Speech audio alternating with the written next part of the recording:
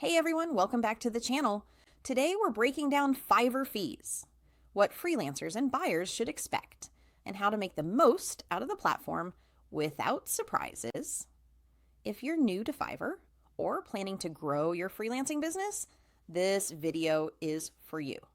And don't forget to hit that like button and subscribe for more freelancing tips and guides. Let's start with freelancer fees. Fiverr charges a 20% service fee on every order.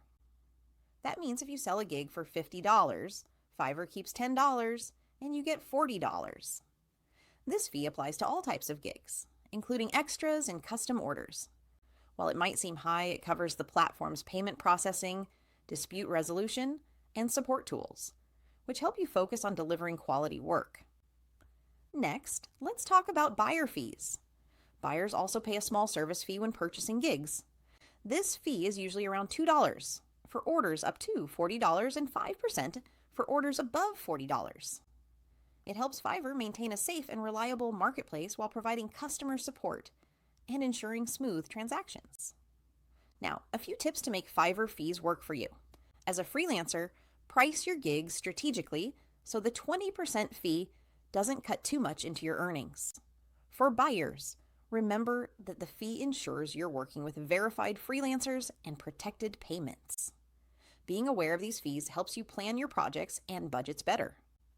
Finally, keep in mind that Fiverr offers Fiverr Pro and subscription plans, which may have slightly different fee structures, but provide extra benefits like priority placement, exclusive client access, and additional tools.